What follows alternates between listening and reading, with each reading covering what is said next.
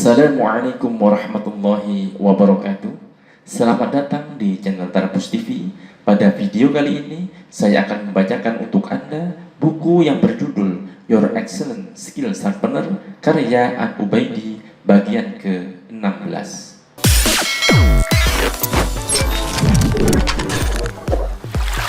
Dorongan perubahan, ketidakpuasan, kekesalan, kekecewaan, dan ketidakpuasan juga telah teruji dapat dijadikan sebagai dorongan untuk menciptakan perubahan diri ke arah yang lebih baik. Dr. Felix Leonardo Buscaglia, American Professor of Education, mengatakan, perubahan adalah hasil akhir dari pembelajaran.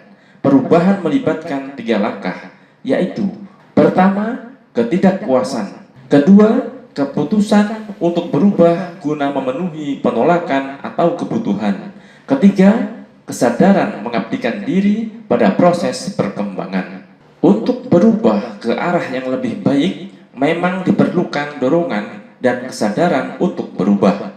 Dari mana dorongan dan kesadaran itu bisa kita gali? A. Dissatisfaction with the present.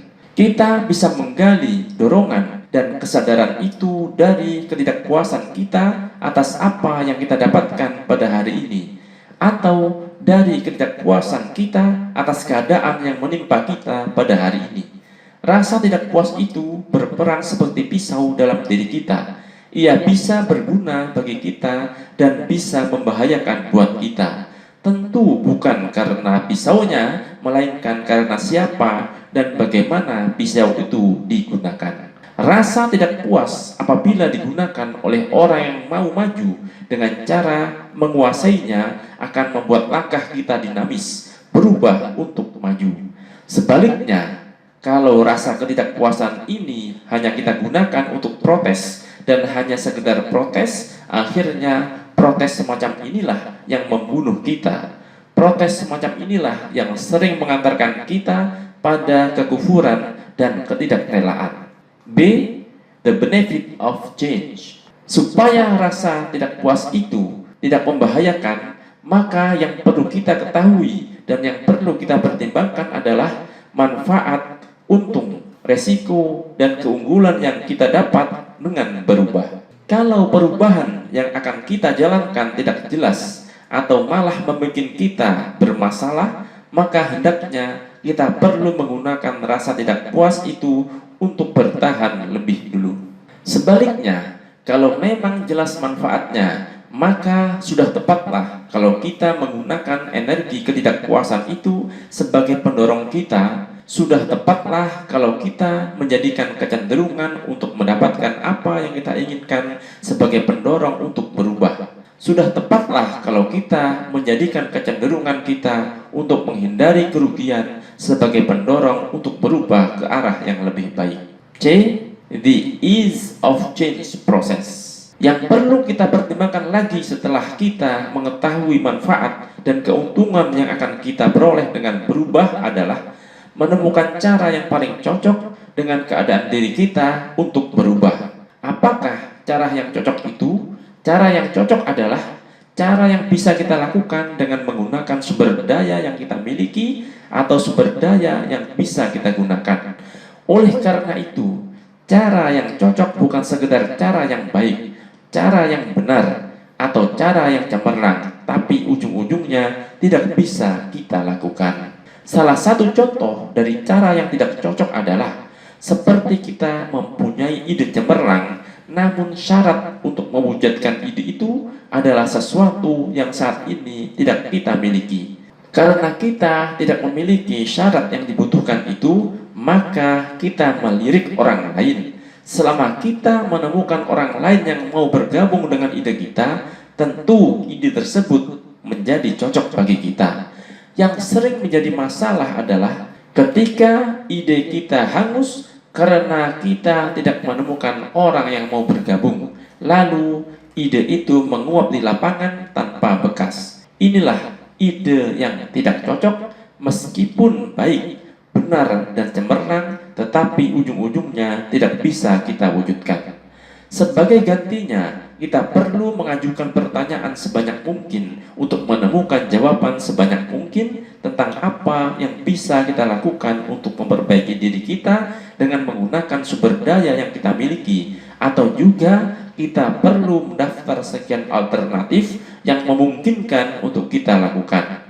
Manfaatnya antara lain: A. Opsi akan melahirkan perspektif yang berbeda-beda. B. Opsi akan melahirkan opsi. Menurut pengalaman Napoleon Hill, banyak rencana yang gagal bukan karena rencananya yang tidak bagus, tetapi karena rencana itu tidak memiliki alternatif. Kita mempertahankan cara tunggal dalam menjalankan sesuatu di mana cara itu sudah tidak mungkin kita lakukan pada hari ini, atau sudah kita lakukan tetapi hasilnya selalu gagal. Kalau kita belajar dari pengalaman hidup Henry Ford, cara yang biasanya cocok dan menguntungkan itu adalah cara yang paling sederhana, jelas, dan dipahami oleh pikiran kita. Cara yang tidak bisa dipahami oleh jangkauan pikiran kita, ruwet dan pelik, seringkali mengalami kemandulan saat dipraktekkan di lapangan. Kisah bagaimana petinju Holyfield mengalahkan Mike Tyson beberapa tahun lalu juga dapat kita jadikan pelajaran. Holyfield melihat Mike Tyson bukan saja dari sudut pukulannya yang mematikan para penantang sebelum dirinya. Holyfield melihat juga bahwa kelemahan pukulan Mike Tyson itu terletak pada jangkauannya yang pendek. Kelemahan ini bisa dikalahkan oleh keunggulan dirinya yang memiliki jangkauan yang lebih panjang. Dengan menggunakan perspektif yang terakhir ini, maka jurus serangan dan pertahanan yang digunakan di atas ring adalah memukul dan menghindar. Tidak seperti penantang Tyson sebelum dirinya yang memukul tetapi tidak menghindar. Apa yang sering membuat kita kalah oleh pukulan keadaan seringkali bukan karena kemampuan kita, tetapi kita belum menemukan cara untuk mengalahkannya. Dan hal itu karena kita sudah terpatok oleh satu cara tunggal yang itu saja. D. Psychological and economic cost of change. Selain cara yang tepat dan perlu kita perhitungkan, biaya ekonomi dan biaya psikologi juga perlu kita pertimbangkan. Hampir semua perubahan menuntut adanya pengorbanan yang bisa jadi berupa pengorbanan materi, uang, pekerjaan, atau perasaan. Karena itulah kita disarankan untuk mempertimbangkan resiko yang bakal muncul dari perubahan yang akan kita jalankan. Dalam keadaan normal, perhitungan demikian memang diperlukan agar hasil yang kita dapatkan dari perubahan yang kita jalankan tidak hanya berubah di tingkat hal-hal yang sifatnya sementara atau lipstik luar, melainkan perubahan yang sifatnya mengubah hal-hal yang prinsipil di dalam diri dan hidup kita. Aristoteles mengatakan, semua tindakan manusia memiliki salah satu atau lebih dari penyebab yang antara lain: A. Perubahan keadaan. B. Keadaan alam. C. Paksaan. D. Kebiasaan. E. Alasan untuk maju. F. Semangat mewujudkan impian. G. Keinginan untuk menghindari bencana. 3. Dorongan penyempurnaan. Dalam hasanah ilmu pengetahuan, kita kenal istilah perfeksionis. Menurut Kamus Advance, perfeksionis adalah orang yang kepuasan hatinya tergantung pada tidak adanya cacat, nothing less, menurut standar yang ditetapkan oleh pikirannya. Menurut buku yang ditulis oleh Florence Littauer, perfeksionis adalah orang yang menempatkan standar tinggi pada dirinya dan seringkali pada orang lain, menginginkan segala-galanya pada tatanan yang sempurna sepanjang waktu. Apa tanda-tanda yang mungkin kita kenali? Menurut hasil studi York University yang dikutip oleh Andre Buckley, Practical EQ Newsletter 31/2004, dijelaskan bahwa di antara tanda-tanda orang perfeksionis adalah sebagai berikut. 1. Anda susah menghentikan ingatan terhadap kesalahan yang telah Anda lakukan.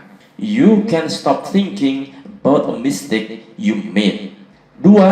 Anda selalu membandingkan Anda dengan orang lain dan Anda tak ingin lebih buruk dari orang lain.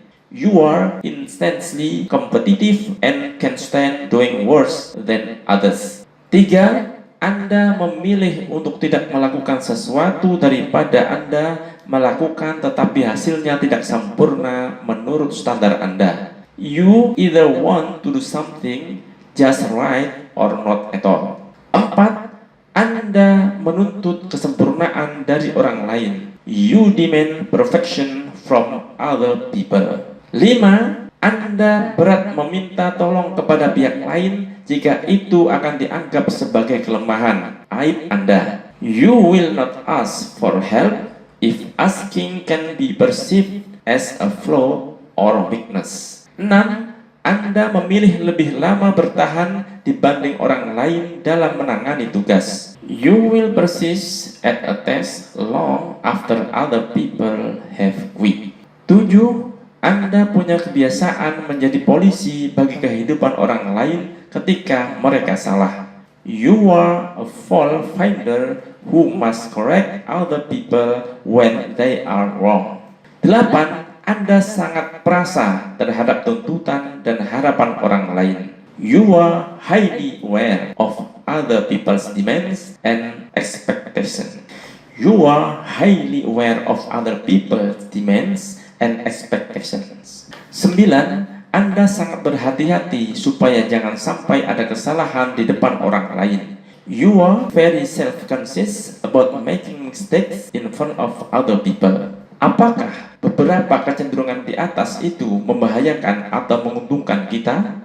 Kalau dilihat ke sejumlah hasil studi para ahli, maka jawaban yang bisa kita temukan ternyata tergantung. Kecenderungan di atas bisa membahayakan dan bisa pula menguntungkan, tergantung siapa yang menggunakan dan untuk apa semua itu akan digunakan.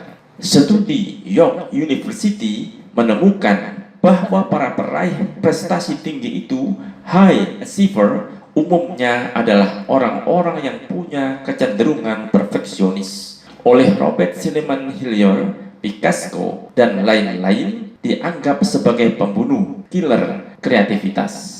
Pola berpikir yang serba harus sempurna, perfeksionis, adalah keadaan pikiran yang membahayakan dalam menghadapi dunia yang tidak sempurna ini. Dengan kata lain, berpikir perfeksionis yang kita gunakan untuk selalu berusaha menyempurnakan diri karena ada yang kurang dari kita akan menjadi pendorong ke arah yang lebih baik. Tetapi kalau pikiran demikian kita gunakan untuk menolak sesuatu kecuali yang menurut kita sempurna, tentu hal demikian justru malah menutup kreativitas kita. Contoh yang paling mudah adalah perbandingan diri dengan orang lain. Ini bisa membuat kita menjadi lebih baik kalau yang kita lakukan dengan perbandingan kita adalah mengambil pelajaran dari orang lain. Kita bisa mengetahui apa saja yang perlu kita lakukan dan apa saja yang perlu kita hindari. Di dalam Al-Quran, Allah Subhanahu wa Ta'ala menyuruh kita, karena itu berjalanlah kamu di muka bumi dan perhatikanlah bagaimana akibat orang-orang yang mendustakan kebenaran. Quran Surat Ali Imran ayat 137. Akan tetapi perlu kita ingat pula bahwa perbandingan juga akan membuat kita menjadi lebih buruk apabila kita ambil dari orang lain dengan perbandingan itu bukan pelajaran untuk memperbaiki diri, melainkan untuk penghinaan, penolakan, atau pembenaran. Sehingga kita melihat orang lain yang lebih buruk dari kita, padahal kita tidak mendapatkan pelajaran tentang apa yang harus kita hindari. Pada akhirnya, kita melihat orang lain yang lebih baik, tetapi kita tidak mendapatkan pelajaran tentang apa yang harus kita lakukan. Wallahu a'lam bishawab. Wassalamualaikum warahmatullahi wabarakatuh.